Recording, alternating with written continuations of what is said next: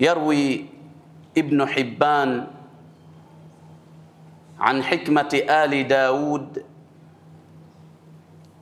يقول النبي صلى الله عليه وسلم: على المؤمن أن يكون مدركا لشانه عارفا بزمانه. Baada ya kumshukuru Mwenyezi Mungu Subhanahu wa Ta'ala na kumtakia rehma na amani kipenzi chake Bwana Mtume Muhammadin sallallahu alayhi wasallam na ali zake na masahaba zake na wote wenye kufuata njia yake kwa wema, na wausieni na kuihusia nafsi yangu katika kumcha Allah Subhanahu wa Ta'ala. Ibn Hibban, mpokezi wa hadithi huyu, anapokea hadithi ya Mtume sallallahu alayhi wasallam inayozungumzia miongoni mwa hikma na wasia wa watu wa Nabiyullahi Daud. Yani hii hikma ameisema Mtume kupitia ndimi za manabii waliopita, ambaye ni nani? Nabiyullahi Daud alayhi salam. Mtume anasema katika hikma hii, ala almu'min, juu ya muumini yoyote yule, an yakuna mudrikan lishani, awe ni mwenye kujitambua yeye mwenyewe, kutambua nafasi yake,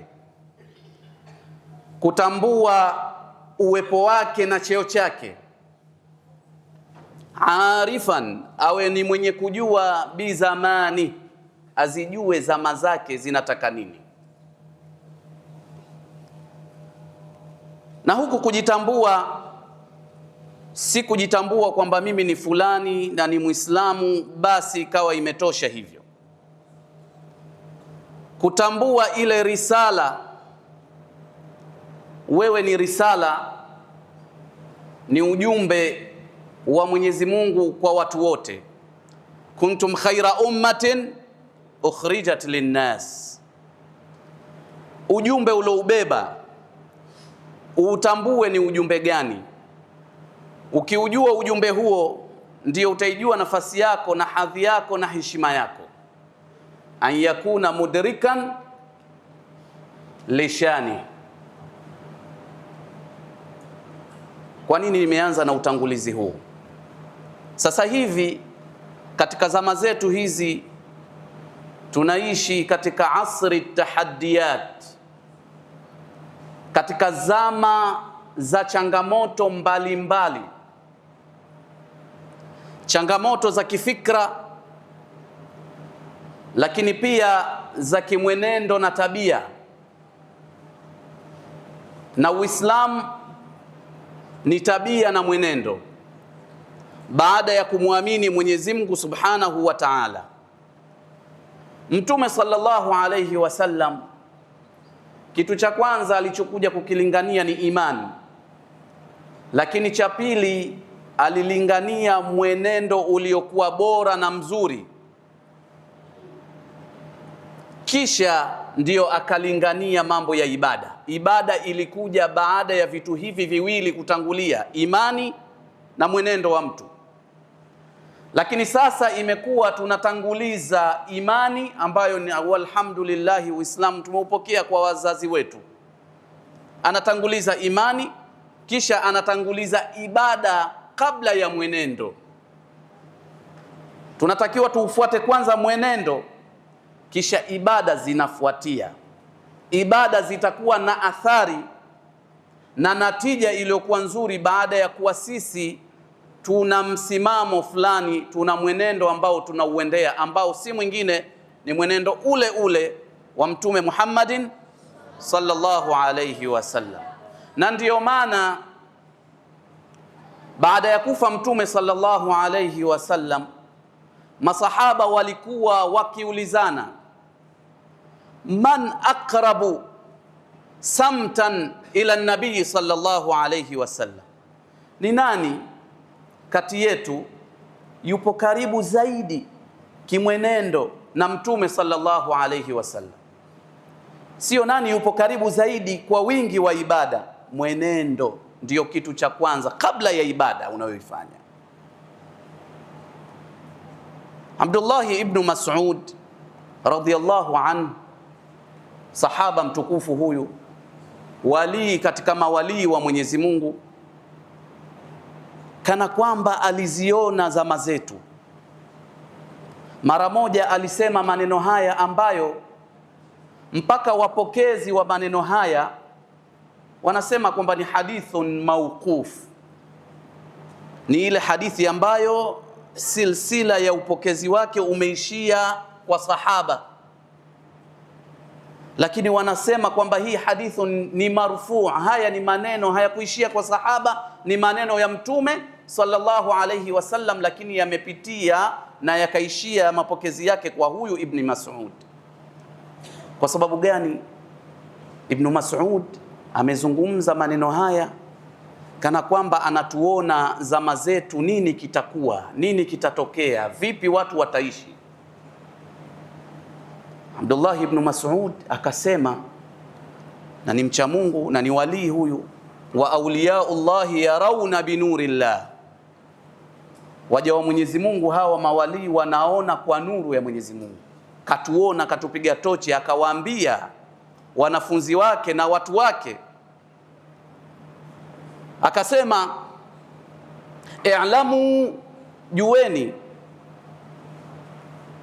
anna fi akhiri zaman, huko mwisho, huko katika zama za mwisho, hizo ndo zama zetu hizi, sayakunu alhadyu khairan min ba'd alamal, mwenendo utakuwa ni bora zaidi. Mwenendo ndio uongofu, utakuwa ni mbora zaidi kuliko baadhi ya amali. Kana kwamba alijua kwamba katika zama zetu kutakuwa na changamoto nyingi za kitabia ambazo Muislamu ambaye hatakuwa na msimamo na mwenendo wa Mtume sallallahu alayhi wasallam, wa huwa yusalli wa yasumu, sayanjarifu ilaiha, atatumbukia katika shimo hilo, mtego huo wa kitabia. Tatizo letu kubwa ni tabia. Kwa hivyo itakuwa anavyosema Ibn Mas'ud, mtu kuwa na mwenendo ambao hautampeleka katika hizo tabia ambazo ni munafira lilfitra, ambazo ziko kinyume na maumbile aliyoumbiwa mwanadamu, itakuwa ni bora zaidi kuliko kufanya matendo mengi ya ibada.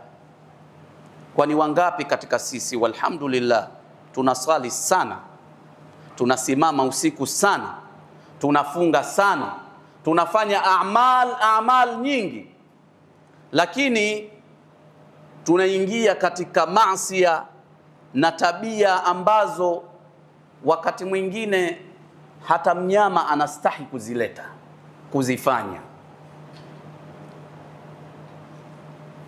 Hunaka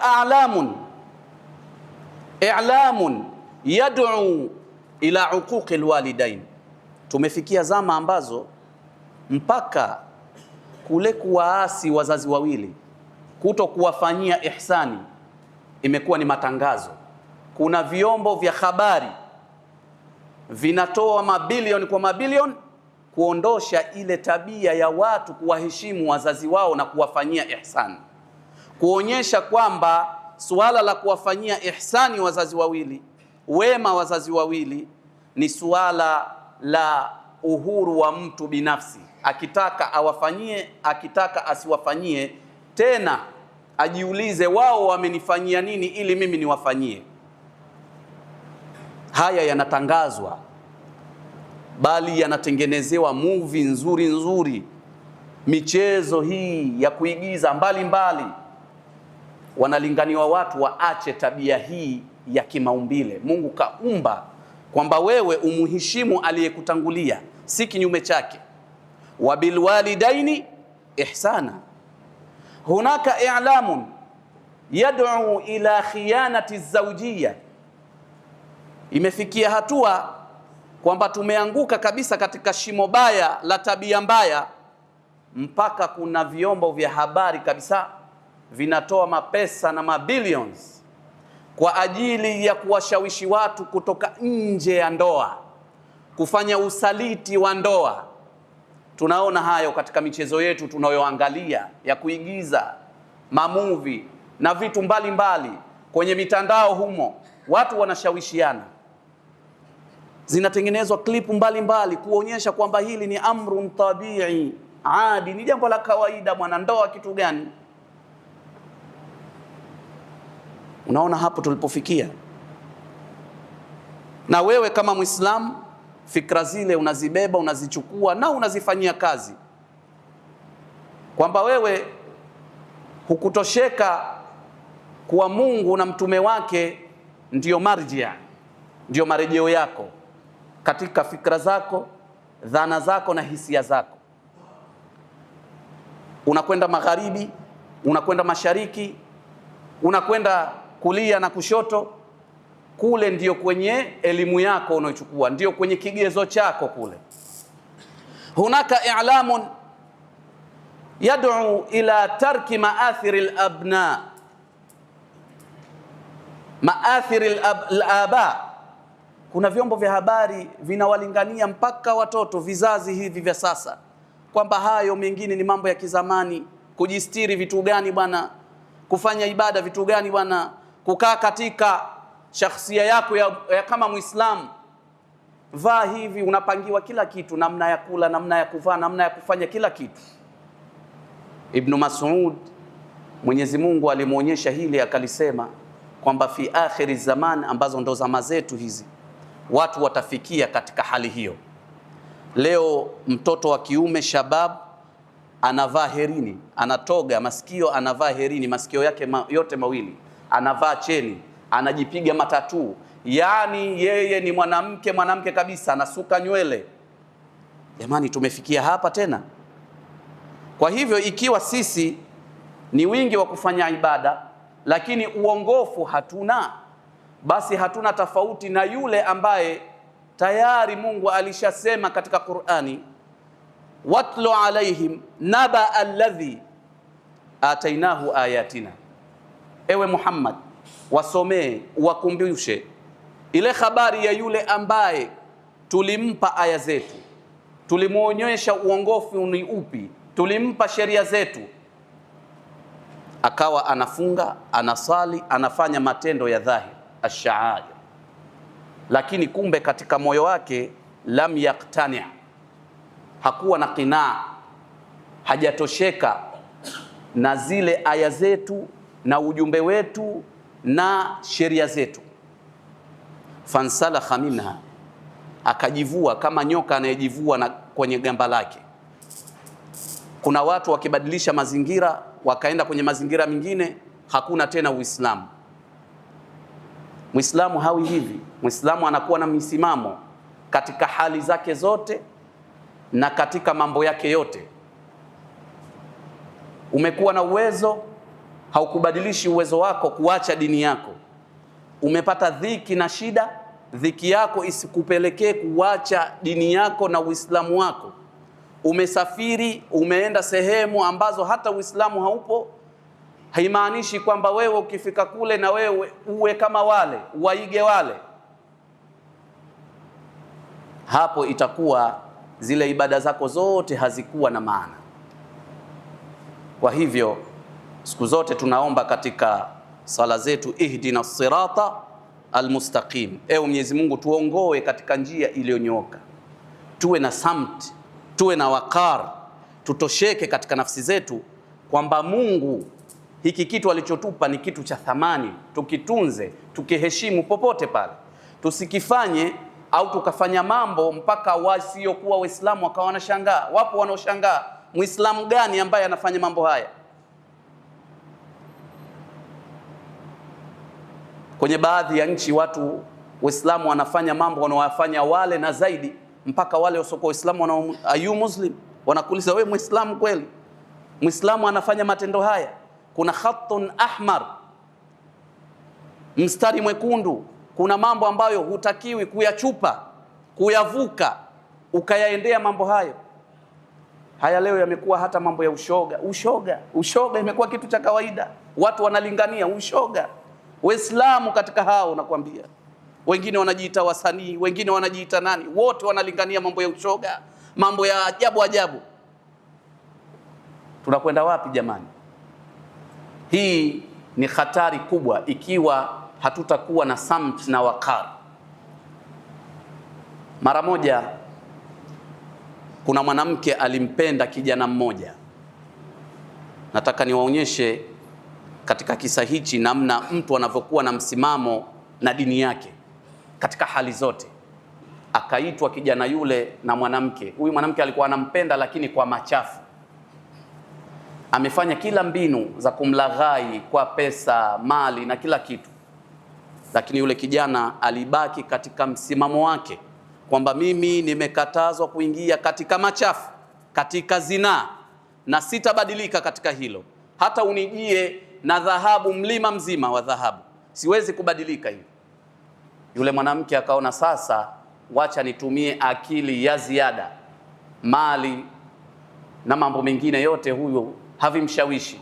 Ni mtu mwenye samt, mwenye wakar, mwenye uchamungu, mwenye msimamo. Tunazungumzia leo msimamo wa kuyakamata yale ambayo umeamrishwa na kujieka mbali na uliokatazwa. Si kitu chepesi hichi, na watu wengi hawajui, hawazungumzii hili kwamba baada ya imani ni wakar na samt, kisha ndio zinakuja ibada. Ndio ibada zitakuwa zina athari hapo.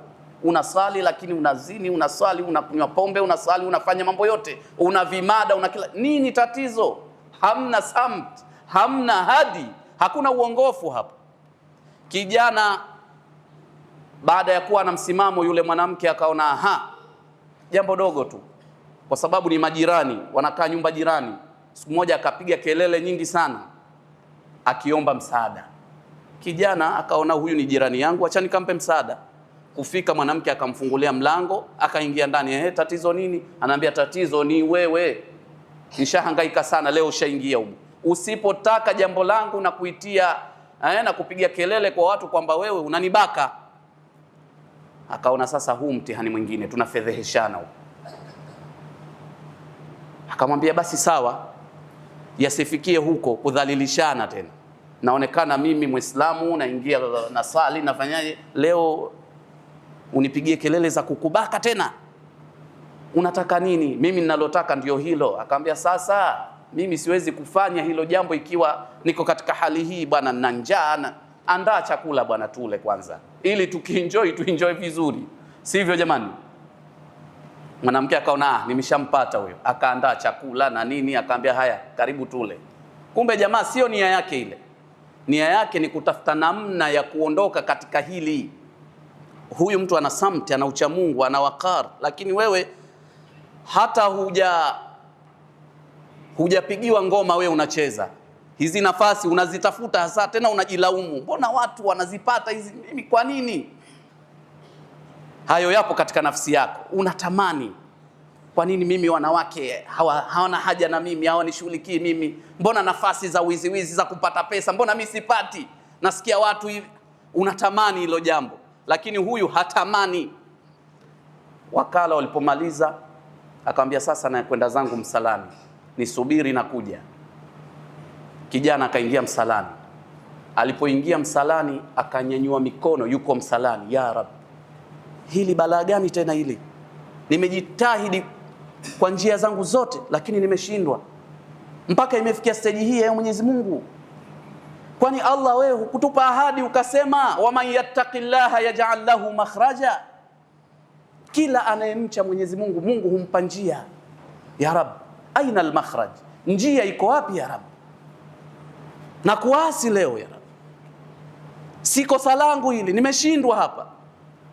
Baada ya kulalamika kwa Mwenyezi Mungu na kusema maneno yale, kile choo kilipasuka kuta zake, akapata njia, kijana akatoka, akapata makhraj.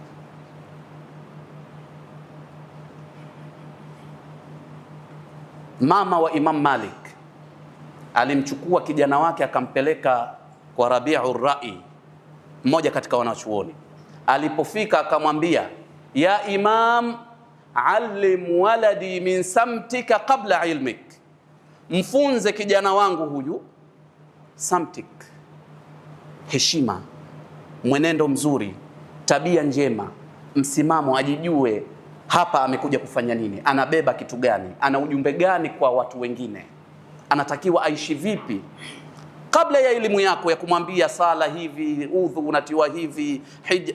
Hiyo elimu itakuja baada ya kumpa huu mwenendo mwema. Ibada zilifaradhishwa nyingi baada ya mwaka wa 5, lakini Mtume alikuwa akikipigania hiki kitu, kwamba mtu akibeba amana hii aibebe kweli kweli, asiwe mlaini laini, asiwe mrahisi rahisi, awe mgumu. Kwa hivyo tunatakiwa tuibebe hii dini kama inavyotaka. Tusiichukue hii dini kama mazoea na kitu cha kawaida, kwa sababu hayo yote utakwenda kuulizwa. Utakapoyadharau hayo ambayo unaamrishwa ya dini, unaingia katika kundi la wale ambao wamewekwa mbali na rehma ya Mwenyezi Mungu. Yaqulu Allahu tabaraka wa taala, saasrifu an ayati alladhina yatakabbaruna fil ard bighairi alhaq. Mwenyezi Mungu anasema, nitawaondosha katika rehma zangu wale ambao yatakabbaruna fil ard, wanafanya kibri katika ardhi, bighairi alhaq, wa in yarau kulla ayatin, wakiambiwa kila maneno, la yu'minu biha, hawayaamini maneno hayo. Na kuto kuyaamini dalili yake ni kuto kuyafuata maneno hayo. Wa in yarau sabila rushdi la yattakhidhuhu sabila, na wakiona kwamba hii ni njia ya uongofu, hawaifuati njia ile ya uongofu. Wa in yarau sabila alghayyi yattakhidhuhu sabila, na wakiona njia ya upotofu, wao ndio wanaifanya kuwa ndiyo njia. Walhamdulillah, katika kila zama watu wema na wacha Mungu na maulama na wenye kulingania wapo katika kila zama. Innal ladhi ja'ala alhaqiqata alqama lam yad'a li ahli alhaqiqati jila, hakuwaondoa Mwenyezi Mungu watu hao. Wapo katika kila zama wanaoamrisha mema na kukataza maovu, wenye kulingania mwenendo wa Bwana Mtume Muhammadin sallallahu alayhi wasallam. Lakini mimi na wewe mwenendo huo hatuutaki, tunakwenda katika mienendo ya wengine. Sasa hivi tuna watu ambao ni vigezo kwetu. Nani hao watu? Ni wasanii, ndio vigezo vyetu. Wale ma-actors, sasa hivi alikufa karibuni huyu Chuck Norris, alikuwa muekta movie. Sisi tulikuwa tunamwangalia sana zamani, alikuwa akiekti movie sana miaka ya 80 90. Dunia imebugujikwa na machozi, anatolewa kila aina ya historia yake. Watu wanafuata nini kafanya Chuck Norris katika maisha yake, kitu gani alichokifanya kwako wewe. Lakini leo kama atakufa shekhe, watu hawaisomi sira yake wakajua ni mwenendo gani alikuwa akienda nao huyu mwanachuoni. Watu hawaijui hata ile sira ya mtume wao sallallahu alayhi wasallam. Mimi bwana, mtu ambaye bwana katika nafsi yangu yule bwana ananifurahisha kweli kweli, unamkuta ni shoga mmoja kule Marekani, mwanamuziki mmoja kule Uingereza, mtu fulani msanii mkubwa hapa Tanzania. Wale ndo wanaitwa ma role model wao. Sasa inapokuwa hili jambo ndio limeenea katika nafsi zetu na vijana wetu, basi hapo tutakuwa tumepotea na tutakuwa tumeingia katika kile kibri. Umepewa kitu kisha hukukijua thamani yake. Mwenyezi Mungu aliwaita Mayahudi masufaha. Safih ni mtu ambaye ni mwandawazimu, mtu asiyeijua thamani yake. Mungu ameshatupa thamani, lakini thamani yetu sisi hatuijui. Tunaona thamani ipo katika vitu vingine na watu wengine, hao ndio wenye thamani, tunaigeuza kuwa ile ndiyo mfano wetu mwema. Watukufu wa Islam, ama kwa hakika tulipofikia hapa, tupo katika zama za at-tahaddiyat. Nini cha kufanya? Cha kufanya si chingine, ni kurudi katika al-muadala. Wazungu wanaita equation. Ukisema neno wazungu wanasema watu wanafurahi. Wazungu wanasema equation. Ndio macho yetu yapo huko, kwa sababu kule kuna watu ambao wanalingania uhuru wa mtu. Tunajiona kama dini imetubana. Hao wanawake ndio usiseme sasa. Kwa hiyo ukitaja tu neno wazungu, wanakuona wewe mtu umestarabika, wewe umesoma sana. Kumbe pengine Sheikh Sefu anajua ile neno moja tu, tena kaenda kwenye kamusi akalitizama ili apate maana. Equation wanaita muadala. Kila kitu kiko katika mizani na muadala. Sasa sisi mizani tumeiacha. Waislamu tunaswali, tunafunga basi, lakini uongofu uko wapi? Namna ya kupata uongofu uko wapi? Habari hiyo haipo, tumeghafilika na hilo. Na hii ndio ile maana ya ihdina sirata almustaqim, njia iliyonyooka. Njia iliyonyooka ni njia fupi. Aksaru masafatin baina nuqtatain, ni ile njia fupi baina ya nukta mbili, hapa na hapa. Lakini ile njia ambayo unazunguka mpaka unakuja, hii haijanyoka hii. Tunaipataje hii njia iliyonyooka? Turudi katika muadala. Muadala ni upi? Kwanza tuwe tuna imani na yakini na kutosheka kuwa maisha haya ni maisha ya kupita, maisha ya ibtila. Tupo katika mtihani, si maisha ya kudumu. Jamani, tuliweke hilo katika vichwa vyetu. Na hiyo inahitaji ile imani ya kujua Mungu kwamba yupo, ya kuamini kwamba Mungu yupo na ipo siku ya malipo. Kisha turudi katika alhidayah wasamt. Watu wa Firaun, wale saharatu Firaun, Mungu aliwapa hidayah katika muda mfupi. Ndani ya lisali moja kuna watu wanapata uongofu, lakini kuna watu wanaitafuta njia ya hidayah. Tumesema njia ya hidayah ni fupi, lakini wanaitafuta wengine mpaka miaka 100 na hawaipati. Wanakufa, Mungu hajawaridhia. Wanaitafuta, wanaswali sana, wanafunga sana, wanafanya kila jambo, lakini ile njia imekuwa ni ndefu. Lakini hawa watu wa saharatu Firaun waliipata kwa muda mfupi, waliitambua thamani yao baada ya kujua kwamba haya anayoyazungumza Nabiullahi Musa ni mambo ya haki, ni mambo ya kuyafuata, ni mambo ambayo hatakiwi mtu kukengeuka kwenda upande nayo, kusema subiri kidogo nitatubia kesho. Sio hayo mambo, kwani huijui kesho yako itakuwa vipi. Hujui kwamba kwa kufanya vile itakuwa umefanya jambo la kibri, na wale wenye viburi hawapati rehma ya Mwenyezi Mungu Subhanahu wa Ta'ala. Namalizia kwa kisa hichi. Alam ya'ni lilladhina amanu an takhsha qulubuhum li dhikrillah. Aya hii ilimuongoa, ikampa uongofu na mwenendo uliokuwa mwema, akawa ni mwenye kupigiwa mfano katika takwa, uchamungu, ukarimu na kila matendo mema, ilmu na vingine. Bwana mmoja anaitwa Fudail ibn Iyad. Bwana huyu alikuwa ni qati'u tariq, ni jambazi. Unamjua jambazi? Ukitaja jambazi unashtuka. Mpaka wale waliokuwa wakisafiri kwenda hija miaka hiyo walikuwa wakienda kwa hadhari, kwa kumwogopa huyo bwana Fudail ibn Iyad. Alikuwa chuma huyo, alikuwa mwamba, ana masara, yeye na kundi lake, na yeye mmoja ni kama watu 100. Namna kazi yake ilivyokuwa anaifanya kwa ustadi na umahiri. Sio mtu wa kawaida kawaida. Fudailu ibn Iyadh, ukitaja hilo jina watu wanatetemeka. Alikuwa jambazi kweli kweli, mbakaji mkubwa, wanawake walikuwa wakiogopa. Nakumbuka miaka ya zamani, na sisi watu hao tulikuwa tunao hapo.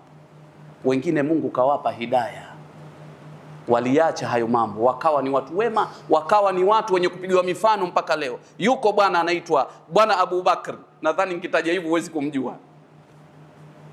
Alikuwa mtu anatisha, ndio Fudailu ibn Iyadh. Siku moja alimpenda mwanamke mmoja, nia yake ni kuruka akaingia kwenye nyumba na kwenda kufanya analolitaka yeye kwa nguvu, tunasema kubaka. Alipofika katika nyumba ile akaparamia ukuta. Alipofika juu ya ukuta akaisikia aya hii inasomwa na mtu. Sauti ile ilitokea wapi? Mwenyezi Mungu ndo mwenye kujua. Aliisikia kauli ya Mwenyezi Mungu aliyoisoma hapo kabla, alam ya'ni lilladhina amanu, haijafika tena wakati kwa wale walioamini, antakhsha qulubuhum lidhikrillah, waogope kwa kule kutajwa Mungu. Inatosha tena. Yule bwana akasema qad an, kweli imefika. Pale pale kwa aya hii kamwingia katika nafsi yake, akarudi chini, akaenda akajificha katika jumba moja bovu. Aya imemwathiri katika nafsi yake. Alipofika katika lile jumba bovu, kumbe kulikuwa na wafanyabiashara na mahujaji wanaelekea Maka, wakiambiana, jamani, tuunganishe msafara twende zetu usiku huu au tusubiri mpaka asubuhi? Wengine wakasema twendeni tu. Wengine wakaambia, nyinyi, kuna mtu mmoja anaitwa Fudailu ibn Iyadh, huyo ni hatari. Hapo tayari kashaweka mitego yake, mali zetu zote zitachukuliwa na mambo mengine watatufanyia, tusubirini mpaka asubuhi.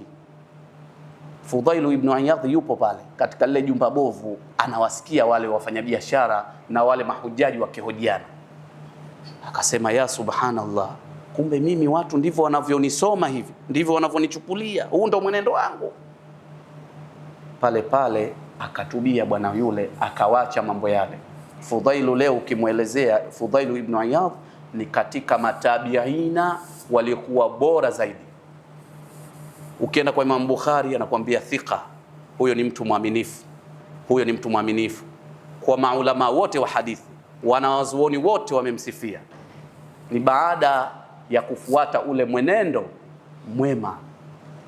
Kwa hiyo hata sisi kuambiwi kwamba sisi ni malaika hatufanyi madhambi, lakini tunatakiwa turudi kwa Mwenyezi Mungu na kufuata ule mwenendo mwema. Tusiwe warahisi rahisi kutumbukia katika mambo hayo, tusiwe tunayatamani hayo mambo hayo, ukaona zitafuta kila fursa za kutapeli watu, za kudhulumu watu, za kufanya kila mambo ya starehe.